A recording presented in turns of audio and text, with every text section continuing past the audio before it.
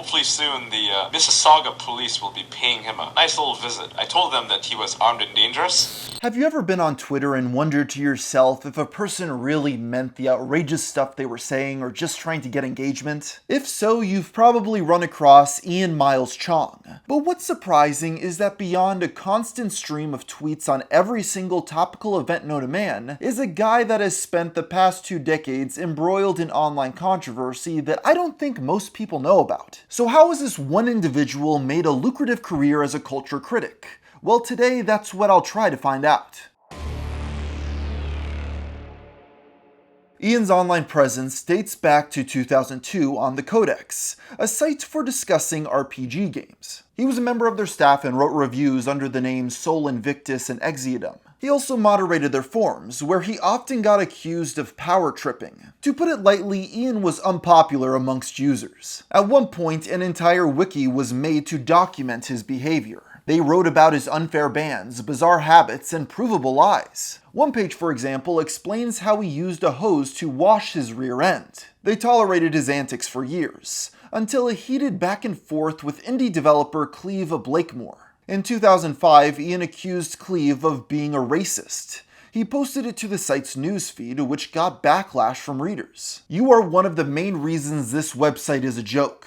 I used to like reading your stuff here, but man, you're an idiot." As you can imagine, Cleve denied Ian's accusations, before levying his own. You see, the Codex had a public chat room where users hang out. This allowed the developer to obtain logs exposing Ian as a hypocrite. Ian was caught saying slurs, praising Hitler, and proclaiming Jews were nothing. He also compared himself to a banana, yellow on the outside and white on the inside. "I don't consider myself an Asian person. I'm Chinese. I'm really racist. So I don't consider myself Asian because that means generalizing myself with those mongrels." Ian tried to argue he was taken out of context, only to get contradicted by other staff. They pointed to other public examples of his racism. As a result, the disgraced blogger was fired, having caused more trouble than he was worth. They reflected on this on the site's year-end review. "I'm pretty sure we pissed off Exeodum, who is now at Hellgate Guru. He's been talking about how stupid we are for the last few months." Ian left to pursue a career in gaming journalism. The controversy did little to hinder his later ventures. He was able to leverage his reviews into more legitimate work,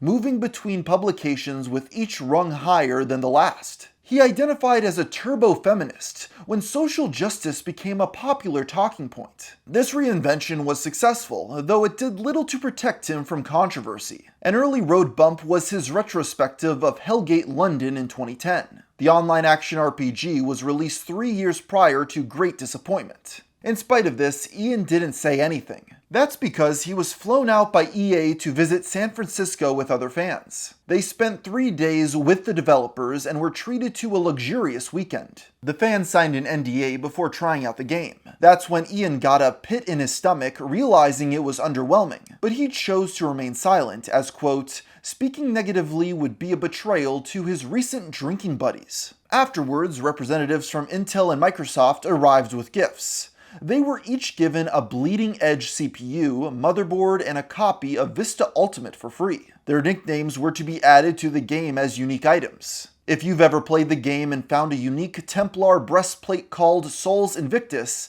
it refers to me. Ian was so ecstatic he provided them a glowing testimonial. He later tried to express his concern in private, only to get warned as a publishing partner. This is ultimately why it took 3 years for him to criticize the game publicly. The article was controversial as Ian effectively admitted that he was wined and dined out of giving negative coverage. This was only the beginning, as soon more ethical issues emerged. But before we get any further, let's give a brief word to my sponsor. If you're like me, you're probably spending a lot of time sitting behind a computer desk, but that doesn't necessarily have to be a bad thing if you get a FlexiSpot. FlexiSpot is a brand of motorized adjustable desks. This has been a game changer for me since I no longer have to deal with back pain or any sort of fatigue because every half an hour or so, I adjust from standing up to sitting down while working. And the great thing about a FlexiSpot is you're able to set it so it knows exactly where you want it when you're sitting down and exactly where you want it when you're standing up. And on top of this, they're also extremely durable. The E7 model will hold up to 355 pounds, and the E7 Pro model is up to 440 pounds. And just as a test, I put a glass of water on the table and tried to shake it as much as I could, but it still didn't spill. If you spend any time in front of a computer, I highly recommend checking out the FlexiSpot website. And on top of that, they have a bunch of different models that fits every single person's needs. So I suggest clicking the link on the description down below and using code GFM at checkout for an extra $30 off your E7 and E7 Pro models. And for the new arrival E7 Plus, use GFM at checkout for an extra $50 off. And the best part is, they'll ship directly to your house.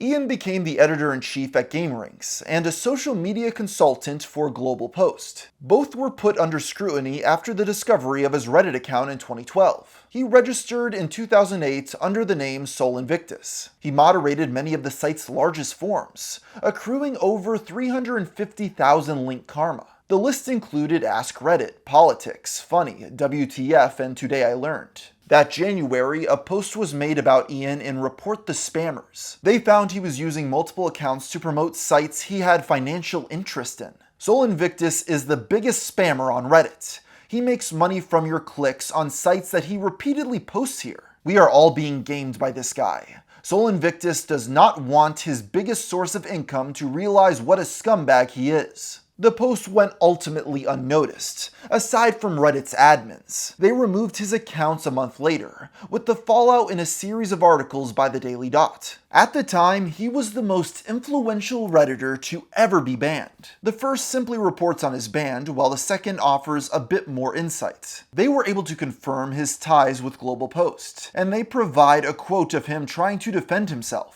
"I'm far from being the only high-profile user on the website who submits his own content. I simply wasn't as careful about making friends and enemies as I should have been." This incident brought a lot of negative attention to Ian, who kept his position at GameRinks. He continued to face criticism throughout his tenure. The most egregious was an article that falsely accused YouTuber KSI of sexual assault. It centered around a video in which KSI, as a prank, asked girls if he could hit on them at a convention. The article is titled, "Sexually Assaulting Women, Verbally or Otherwise, at Gaming Conventions is Not Okay." The video opens with him introducing a model in a tap-out t-shirt and naming her Massive Tits. A few moments later, he asks another booth babe if he can motorboat her, the act of forcefully shoving one's face into a woman's breast. It doesn't matter if it's to make people laugh. It doesn't matter if she's dressed provocatively. At no point is it okay to grope or molest women. Although Ian didn't write the article, he defended it on Twitter. That included arguing with Brandy Brewery, the actual woman who got motorboated. "I was not sexually harassed, get a grip, people." It turns out the article had been written without speaking to any of the women involved. Ian refused to take accountability, choosing to move the goalpost. "No worries, I never said you were the one being sexually assaulted. The other girls didn't seem into it though. Well, the others didn't get touched, so who else would be the one being assaulted you spoke of? Actually, the first and last girl got touched with the mic. She didn't seem to like it, at least it seems that way in the video. With the mic, oh my god. It wasn't his dick. Seriously, get away from your computer screen and meet a girl, they were just awkward." In spite of this, the article was never removed. In fact, KSI was banned from all future Eurogamer events, with the accusations following him for years. It became one of the many examples used to indict the state of gaming media, which set the stage for Gamergate in 2014. This isn't a video about the online movement though, but it does need to be understood to explain the Ian Miles Cheong we know today. To put it simply, Gamergate was an online movement meant to address ethics in gaming journalism, or was a harassment campaign against women in gaming, depending on who you talk to. It was sparked by an affair between developer Zoe Quinn and 5 guys in the industry. It sought to address cronyism and a perceived lack of integrity, but it quickly devolved into a debate surrounding sexism and identity politics. That, alongside claims of harassment, made the movement ineffectual, beyond launching the careers of many online figures. This is where we return to Ian, who was subject to much of their criticism. Ian was immediately dismissive, going on record to state, "Ethics in game journalism? It's fucking game journalism. Who gives a flying f***? "Hey Gamergate, go f*** yourselves." He wrote 8 articles about the subject, portraying it as a harassment campaign. The Gamergate movement was founded upon the harassment of independent game developer Zoe Quinn, and is responsible for the harassment of several other game developers, media critics such as Anita Sarkeesian, and their supporters in the game industry. In response, Gamergate dug into his past and found the racist old chat logs. They were further circulated in an article by controversial streamer Ethan Ralph. This made Ian apologize, only to blame a toxic gaming culture. So I need to talk about something. I'm sure some of you who've seen my interactions with GG can attest to the toxicity of the issue. I said some dumb, gross shit while young. Dumb and under the influence of the very toxic gaming community that is trying to smear me today. I apologize for saying those things in the past, and will continue to work and advocate against the excessive amounts of racism and anti-Semitism in gaming. Thank you for hearing me out. Ian later said he wasn't trying to blame anyone, and clarified he was 16 at the time. This fell on deaf ears as detractors continued to call him a bigot. One such comment from Kotaku in Action, a pro-Gamergate subreddit, reads, "Ian Miles Cheong, a known anti-Semite among other things, is still in a position of power among anti-Gamergate. It seems one side values its credibility." In response, a now-deleted user defended Ian. "Can we keep character defamation out of this sub? It makes us look as bad as the other side. Since when is truth defamation? Oh, come on, we're better than this." This account, as it turns out, belonged to Ian himself, which was proven in a leaked IRC for Reddit mods. It also revealed that Ian continued to spam his own links years after being caught. In October of 2014, Ian called out Kotaku in Action's mod 28 Dans later. He accused the man of having a second account where he bragged about assaulting women. So Gamergate has an actual rapist in its midst, leading the pack in a movement that claims not to be about misogyny. No, you misread. He actually claims to have committed rape. Ian backtracked on this within an hour, clarifying it was believed and impossible to prove. A Reddit admin with access to the IP logs is the only one capable of proving that. To make it clear, there was no evidence, yet he was willing to levy the accusations baselessly. In the end, his character attack achieved its goal as Dan was removed as a moderator. The same couldn't be said for his campaign against Ryan Coons, the developer of HoneyPop. HoneyPop is an adult hybrid puzzle dating sim released in early 2015. It was funded on Kickstarter, where it earned over $50,000. The game received backlash from those who felt it was a creepy game for incels. Ryan mocked them, calling them SJWs, and refused to censor his project. This earned respect from Gamergaters, who made it known with their wallets. Its launch was so successful, HoneyPop reached number 7 on Steam's bestseller list. The success enraged Ian, who tweeted incessantly, "Apparently the makers of HoneyPop think that there's an SJW conspiracy against their game. He's pandering hard to Gamergate. It's depressing, I know. Maybe this will encourage other devs to court GG. You know what? I don't give a shit.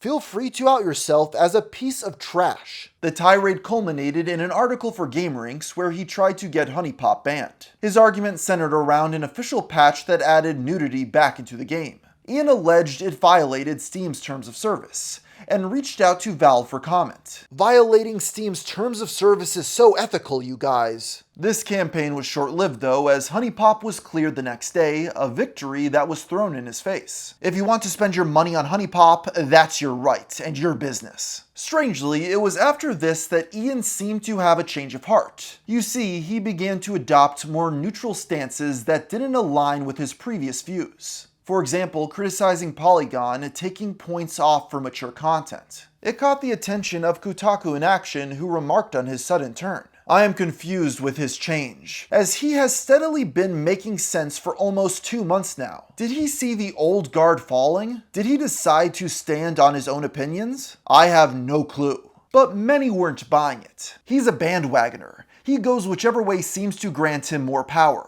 Rats fleeing a sinking ship that is SJW gaming journalism. That sentiment changed once Ian released a formal apology to Gamergate on May 26, 2015, apologizing for broadly misrepresenting gamers and demonizing them for the crime of liking video games. "I joined the choir of dehumanizing voices, attacking my fellow gamers. I was completely intolerant. I was being an ass. I had lost my way. I had no right to dehumanize nor attack gamers as a whole. He also distanced himself from the social justice movement. I don't believe there's anything wrong with social justice as an idea, but as a movement, it's a different story. Despite having ideals, it's easy to get lost in a mire of insults and dehumanizing attacks when engaged in a heated battle over social media. This is my sin. I contributed to an atmosphere of intolerance and aggression. It may seem hypocritical for me to rail against outrage in recent tweets. I sought something to oppose. And yet I find myself asking now how these issues even matter when it caused hurt to others. I am sorry if I've ever hurt you.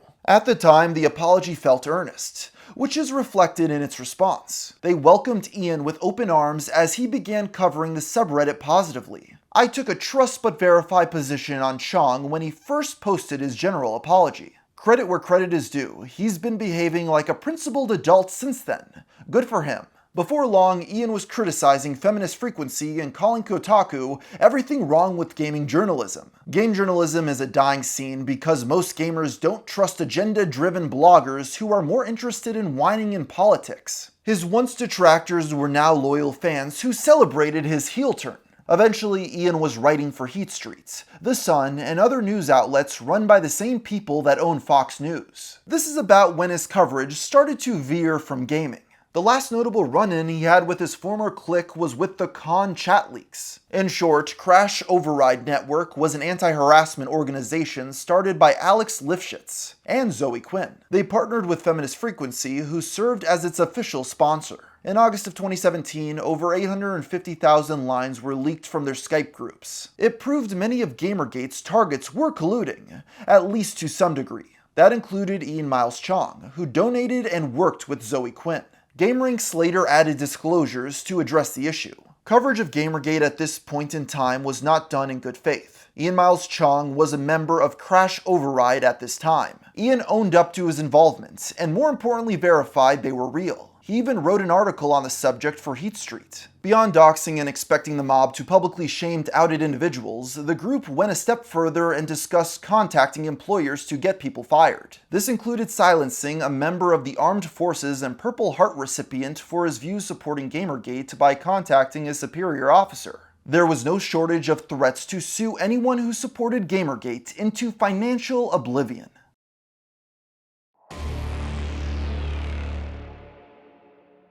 There was no turning back. Ian burnt all the bridges that remained with his peers.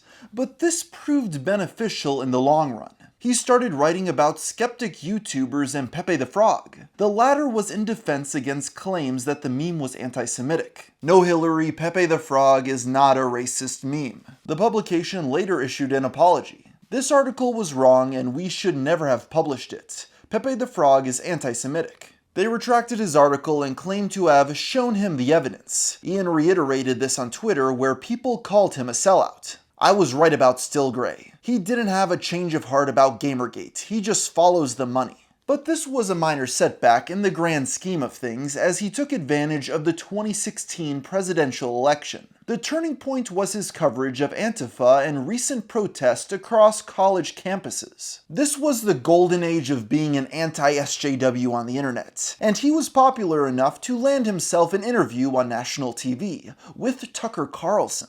So how real is this? 100% real. You know, we've seen this with at the demonstrations against Milo Yiannopoulos at UC Berkeley, and we've seen it more recently in Evergreen. We've seen it at Seattle.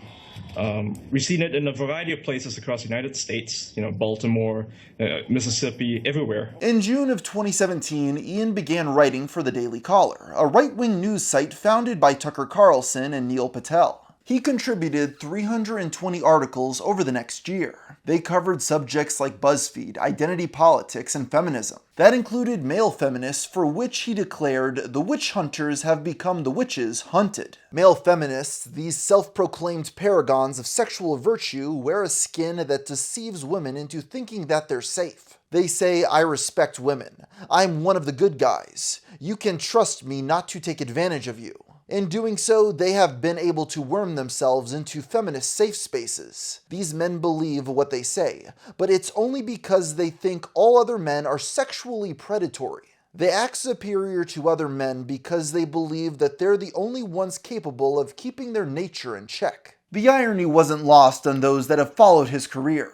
There was no consistency as Ian doubled down on being an ideologue. He stood against witch hunts until the accusations were convenient. He criticized art of people punching Nazis, while his banner showed Donald Trump, Jordan Peterson, and Milo Yiannopoulos beating up feminists with the help of Ugandan knuckles. There were endless examples of this, as he always seemed to contradict himself. Any supposed principles fell to the wayside as he constantly shared misinformation.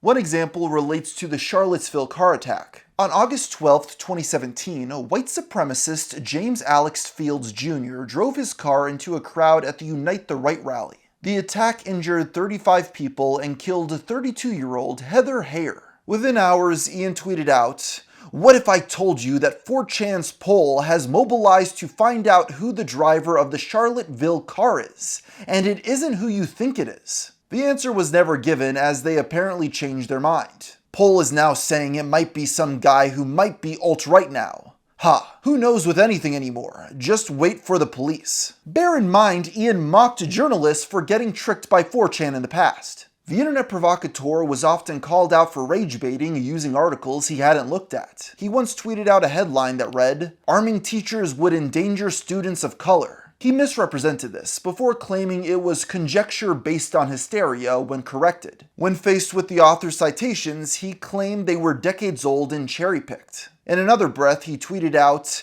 "Intellectual, empathetic, pick one."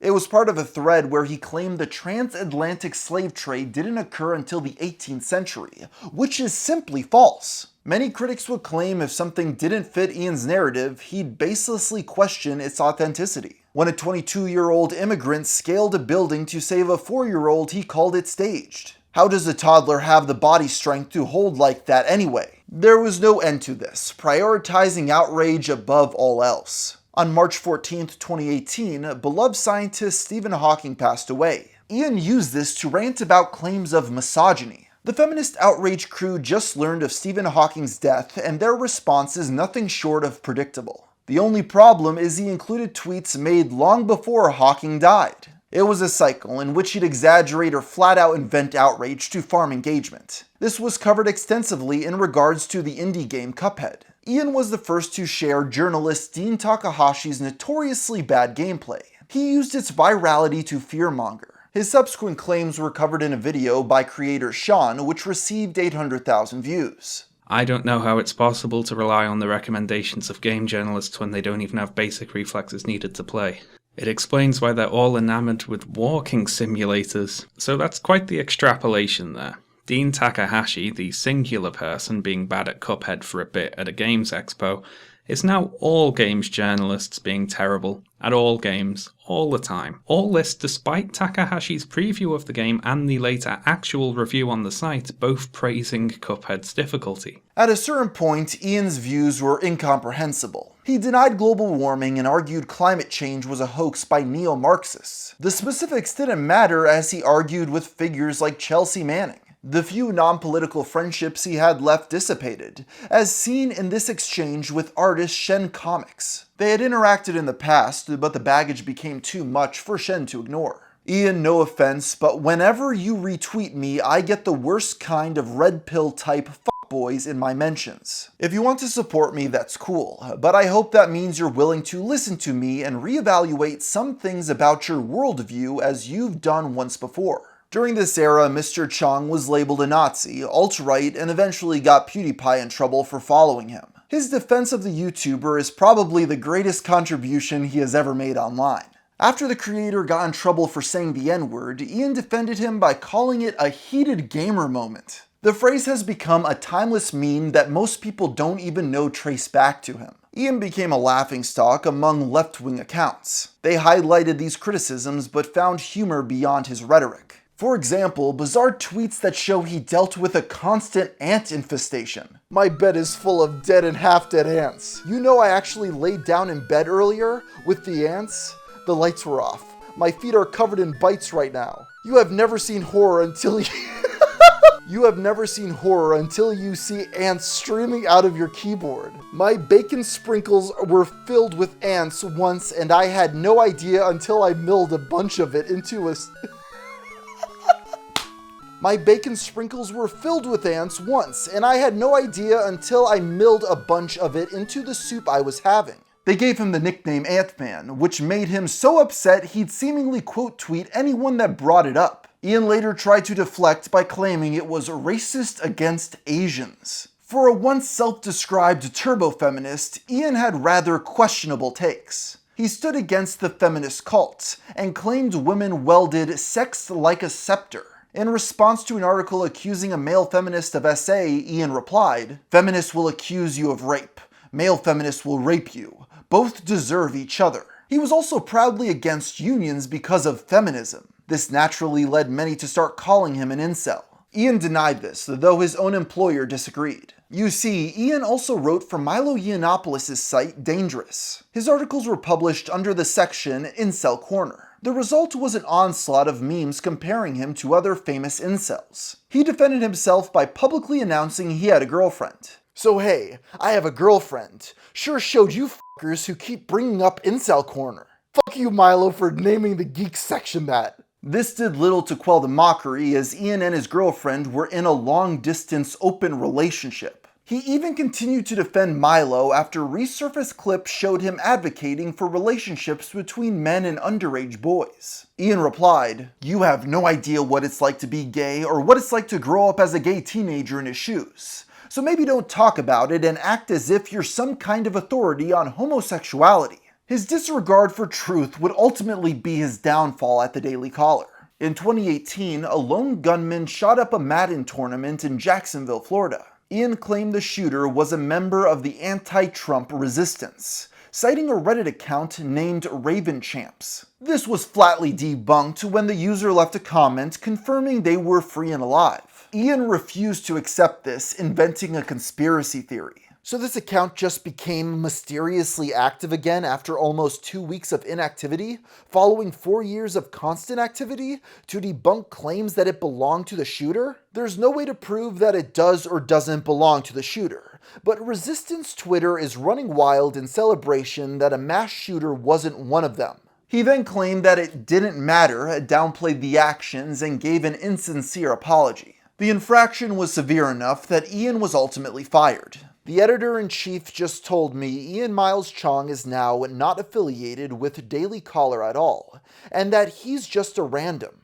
He removed the site from his Twitter bio shortly thereafter. You may think Ian's mainstream relevance ended there, but far from it. His peak actually came several years later, but it would have to wait as Ian found himself embroiled in backlash from an entirely different sphere.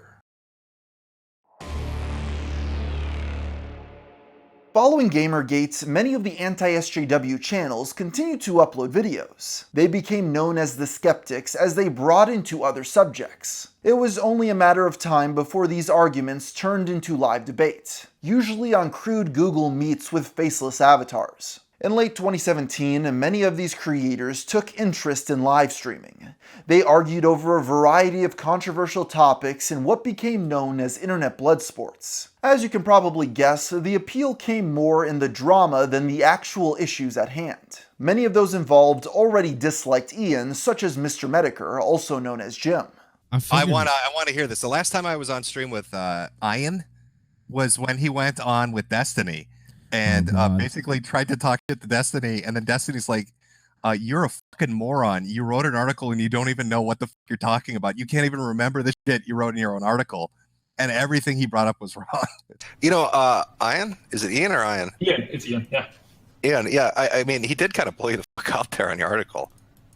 I know. Right? Like, you have to admit that. I mean, that was I do admit that, yeah. But others were willing to give him a second chance. It was in this community he befriended Andy Worski, host of Worski Live. In late 2018, they created a channel together called Hypebreak. It was meant to cover game news and reviews. They managed to reach 20,000 subscribers within 4 months. In spite of this, the project was short-lived as Ian outed himself as a liability. The first red flag came in March of 2018 with a video titled Ian Miles Cheong Sent Me Someone's Docs. It was posted by a leftist YouTuber named David Sherritt. David alleged that Ian tried to give him info on a right-winger he didn't like, claiming to have obtained the subject's full name, places of employment, and resume through a private investigator.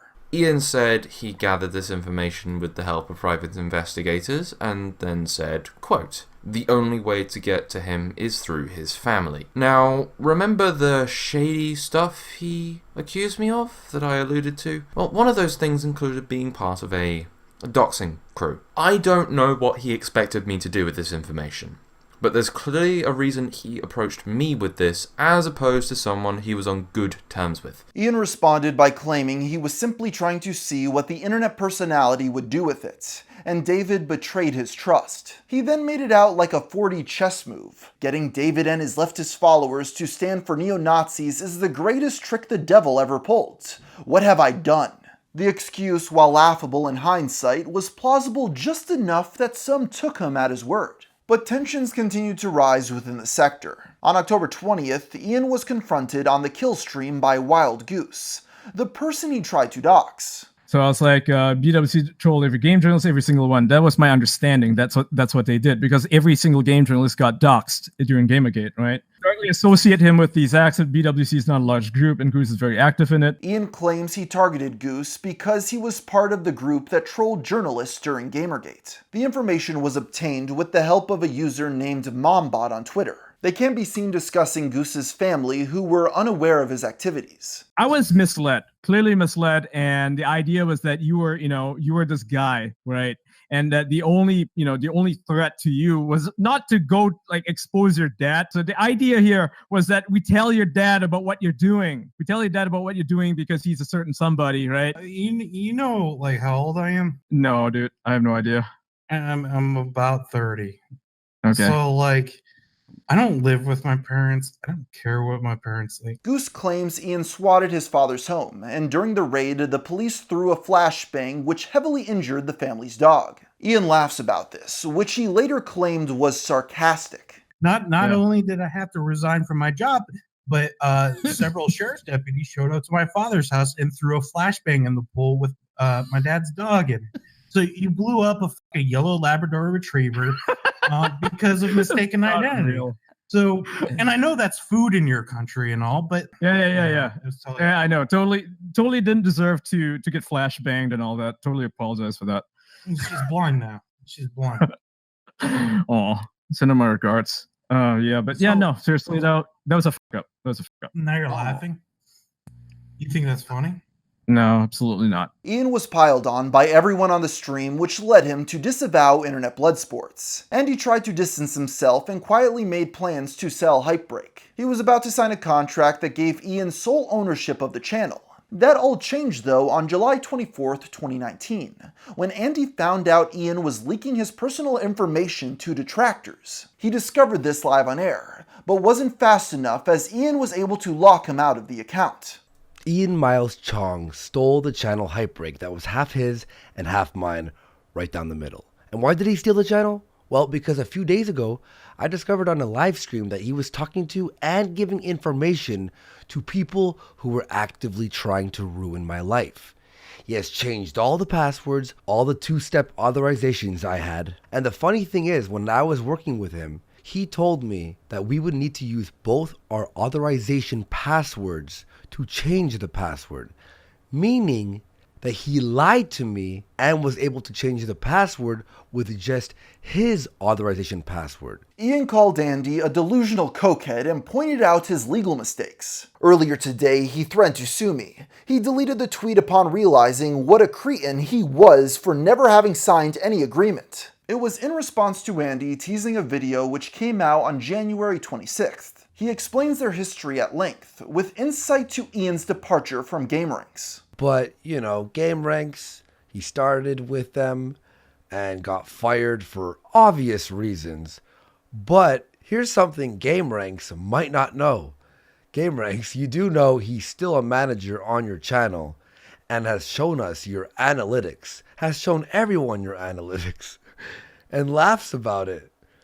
Let me guess. You're making around $65,000 a month? Andy was awoken by police 6 hours later. I just got interrogated by 2 detectives who came into my house saying they got a call that I was gonna shoot people. Funny how all the info they had on the caller matched what Ian had on me. Andy uploaded a second video, this time alleging that Ian tried to silence him. Hey Ian Miles Cheong, you say lay off the coke? Well, I'm not on coke because I just had 2 police officers, 2 detectives interrogate me and search my house. I allowed them to search my house, so they didn't find anything. Ian denied this and claims that they were best friends. We were business partners. We were best friends. We had plans. He let everything fall through and let me carry the channel all by myself. I carried the slack. After this, several of Andy's thumbnails were changed to inappropriate images.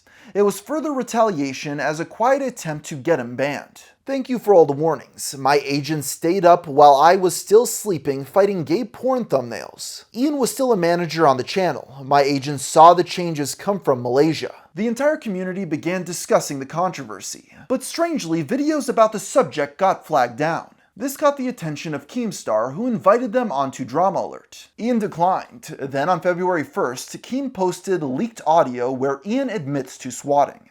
Thing out saying that he's going to make a video on me. That really actually set me off. I did not need to see that. I'm more than happy to just let him leave me alone. But he forced my hand, so I called the police. I actually called the police on him. I know what he does. I know he has illegal firearms. I know that he is deeply entrenched in the alt-right. I know that he has a lot of cocaine in his house. Yeah, he's fucked. He's fucked. I even talked to them on the phone. So, who knows? Maybe they'll pay him a visit very soon. This was followed by a second clip which implies it was an attempted murder. Hopefully soon the Mississauga police will be paying him a nice little visit. I told them that he was armed and dangerous, because he is. He's got guns, and that he's prone to bouts of schizophrenia and bouts of violence. So he might be in for a treat. Ian's response was lackluster, to say the least. But given the evidence, there wasn't really much to say. He deleted 622 tweets before yet again calling Andy a cokehead who was making stuff up for drama. He then tried to bait sympathy by claiming to receive death threats. He couldn't keep his story straight, as he often slip up and admit to certain details. The entire scandal was covered in a video by Mr. Medicare titled Ethical Ian.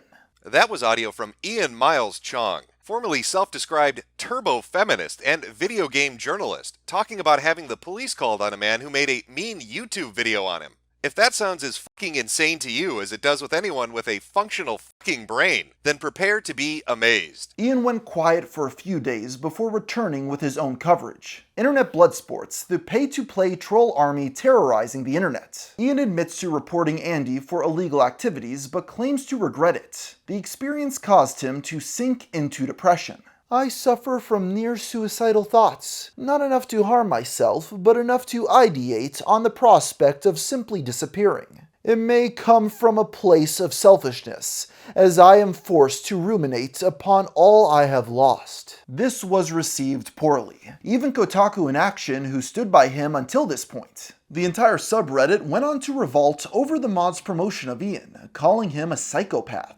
Ian Miles Cheong tried to get Andy Worski killed. If you listen to the second audio leak, this was literally his stated goal. This subreddit has promoted Ian Miles Cheong so heavily that this situation makes every person involved with KIA look extremely stupid. The mods, the Redditors, everyone.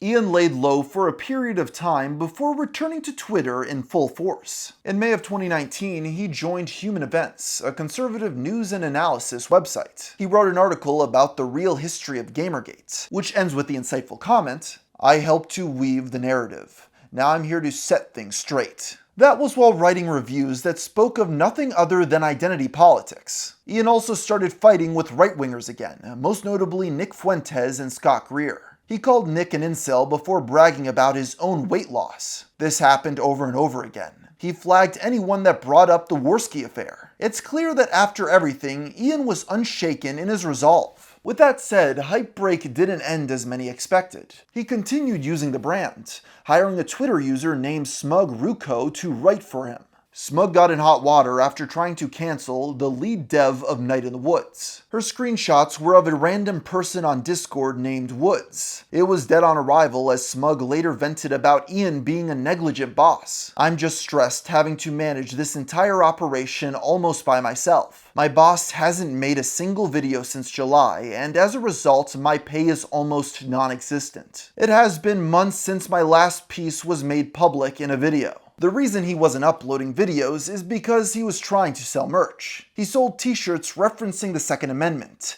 despite not being American.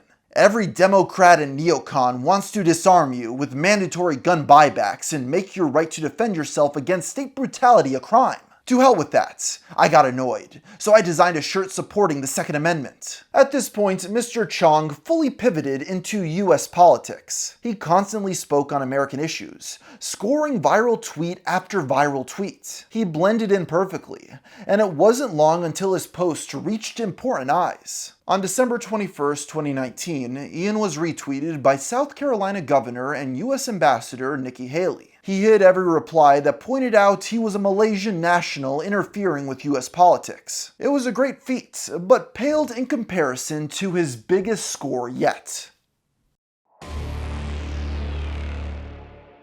Whether sincere or not, Ian was a vocal supporter of President Donald Trump, standing by him on nearly every issue. That included his stance against violent video games, believing it was linked to mass shootings. Ian justified this by blaming other journalists. I honestly can't blame Donald Trump for taking a critical view of video game violence, especially when much of the mainstream media and the gaming press itself has been perpetuating the exact same message for years. This continued further in tweets naming Polygon and Anita Sarkeesian. It was transparently ridiculous, getting backlash from his own audience. "I think Trump's statement is hot garbage. I think video games don't cause shootings, and it's a false red herring and a stupid thing to spend time fear-mongering about. Where were you when Sarkeesian was making her claims about Doom and Fallout 4? Playing Doom and Fallout 4. As you can guess, Ian didn't back down, only becoming more outspoken in defense of Trump. This ramped up into the 2020 election, which is when it finally paid off. Pelosi tantrum is trending, you hate to see it. This wasn't a one-time occurrence either. It happened several times, with Trump even quote-tweeting Ian directly. The internet provocateur's coverage of groups like Antifa was useful against opposition. He became a staple of MAGA Twitter, and his accounts skyrocketed. Ian started that year with 100,000 followers and ended it with 300,000. He started tweeting things like, "Donald Trump is my president," and "America has a communist problem. 2 out of 3 young Americans want to destroy America. The nation is lost." The latter was central to his fear-mongering as he advocated for fascism. It's okay to be fascist when the alternative is complete lawlessness and violence. Even with MAGA support, he'd catch flack for optical oversights, like mocking a 75-year-old man that was shoved to the ground by police. "Don't trip over your feet." I deleted the original post with the video because my remarks were unnecessary and callous. Thanks for bringing me back down to earth, guys. With more eyes than ever before, you'd think that now he'd learn from his mistakes.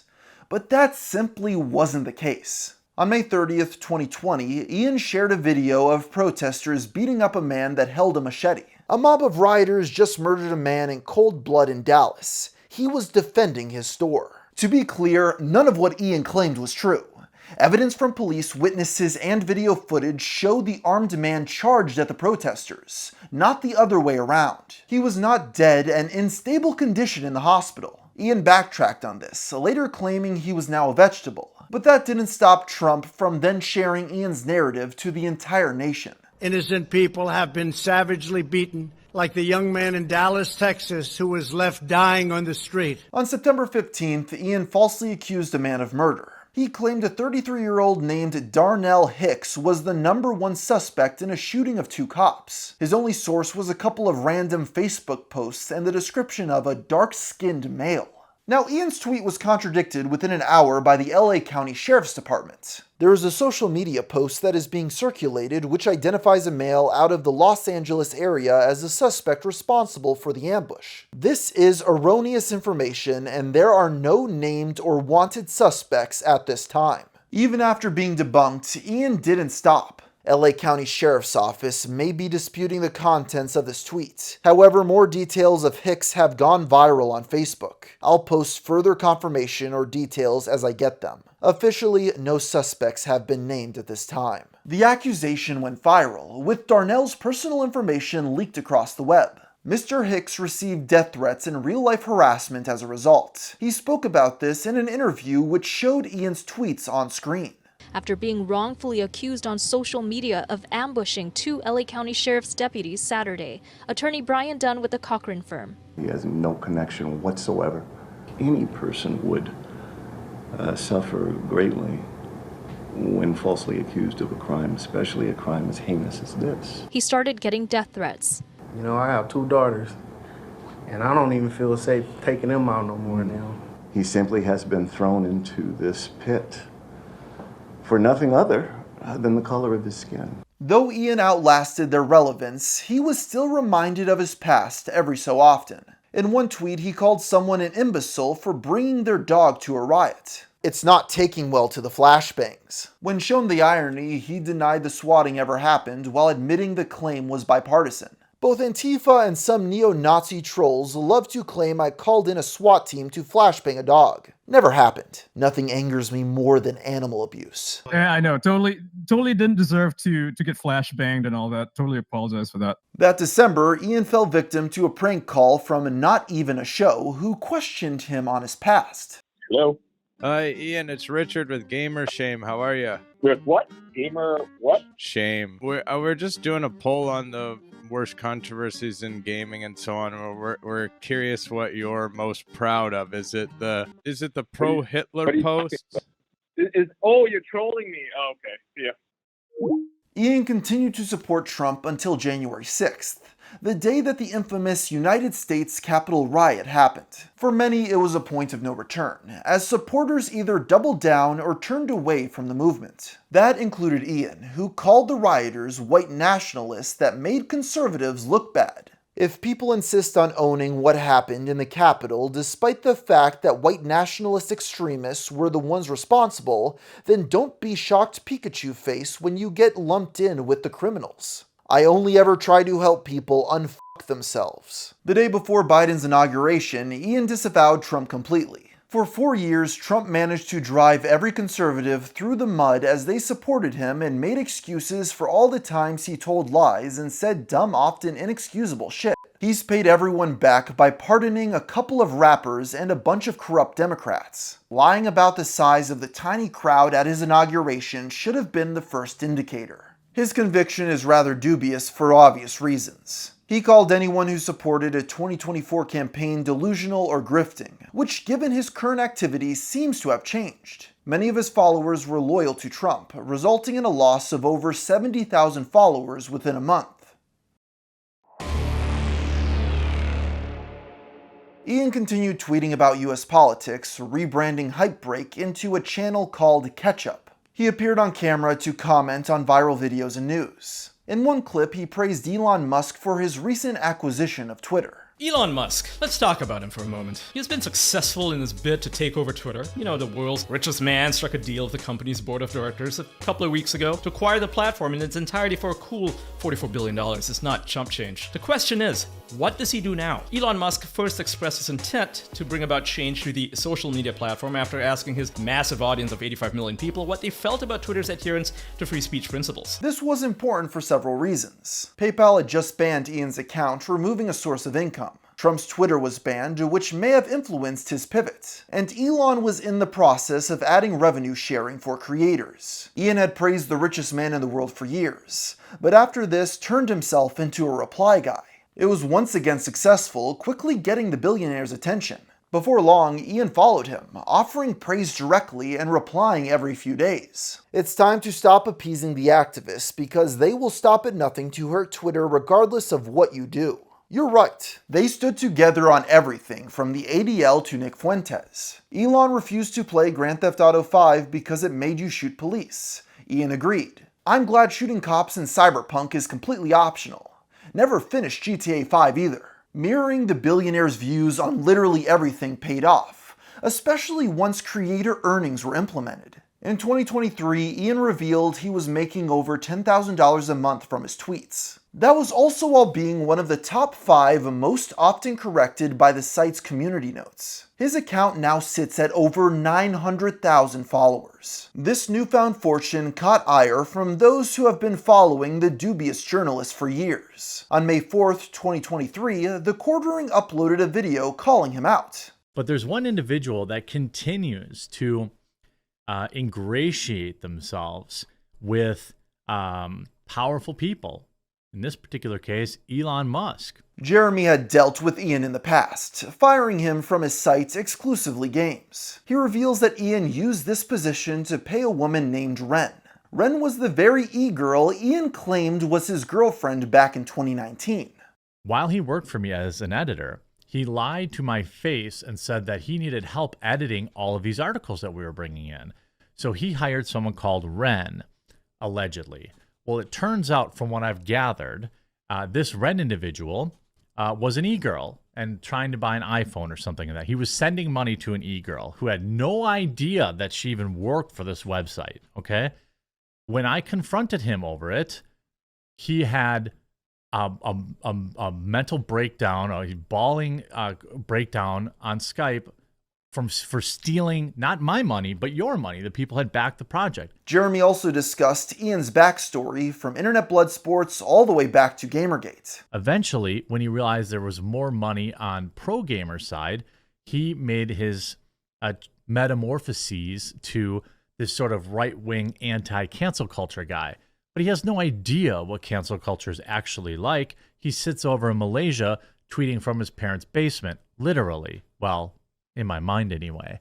While Ian was still successful, he had little to no allies as both sides detested him. Even those unaware of his past grew upset over his constant theft of videos and information. It became such an issue that one site blacklisted the entire country of Malaysia to stop him. That's it, I'm IP blocking Malaysia. Sorry Malaysians who aren't Ian, he left me no choice. He then tried to make good with Redux, but it was too late, with the public at large sick of his behavior. The consequence was felt a few days later with a massive thread by user Censored Man. It elaborates on his past at length with a plethora of receipts. The author points out that he was a Malaysian obsessed with the West with no stake in the outcome. Ian gave up on gaming journalism after he lost all credibility due to being caught red-handed in the Andy Worski situation. He then turned to political journalism and decided to focus on Western issues that don't concern him. He did this due to it being the easiest way to build an audience and it being very profitable. Ian resides in Malaysia and posts divisive content about Western nations. Not because he cares, literally none of it matters to him, but because it's profitable. The thread received over 37,000 likes and 10 million views. It was successful in contextualizing his convoluted history while demonstrating willful malice. It also made the fact he wasn't an American citizen common knowledge, which he'd kept hidden for many years. This proved to have even more serious consequences as his own country took notice. You see, Malaysia is a conservative Muslim nation. They've never had diplomatic ties with Israel and don't recognize it as a country. In fact, the Malaysian government has jailed people for merely suggesting opening up diplomatic ties with Israel. That was a serious issue for Ian, who was vocally pro-Israel.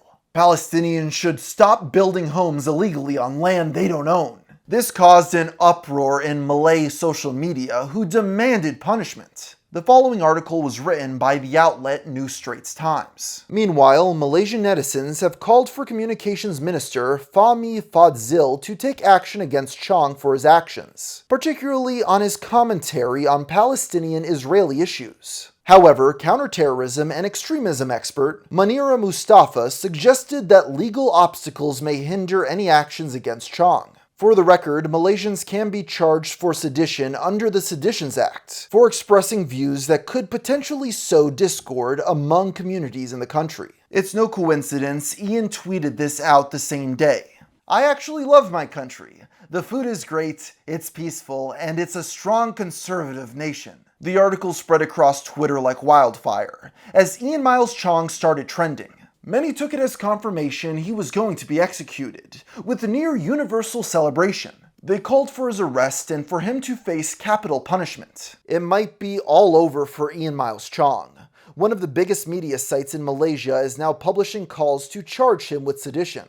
I pray Elon Musk will chopper him out. I pray Elon Musk will chopper him out of Kuala Lumpur before it's too late. Twitter was flooded with memes about his fate, as rumors began to circulate. They suggested different methods and fake announcements of his death. These tweets garnered upwards of 80,000 likes. This was so widespread that it was covered in Time magazine. In the end though, an actual confirmation never arrived as Ian returned to dispel the rumors. In this return, he compared himself to Mark Twain, before blaming it on far-left transgender activists. It seems he was once again able to talk himself out of trouble. His explanation can be found in a follow-up by New Straits Times. Ian Miles Cheong has clarified that he does not advocate for Israel, despite claims circulating on social media. Cheong said that he has consistently voiced support for peace between both groups and backs Palestine's right to exist on various platforms. I was expressing my horror at the events that unfolded on October 7, 2023, along with the rest of the world when footage was live streamed on the internet. His claim is demonstrably untrue, with many of the resurfaced tweets dating back before 2023. But for now it seems that he was able to talk his way out of it. In a weird way, I kind of respect Ian Miles Cheong for his grift. He has been so shameless and over the top with his changes in viewpoint that it's almost comical. And in conclusion, I just can't wait to see what his political opinions will be in 5 years from now.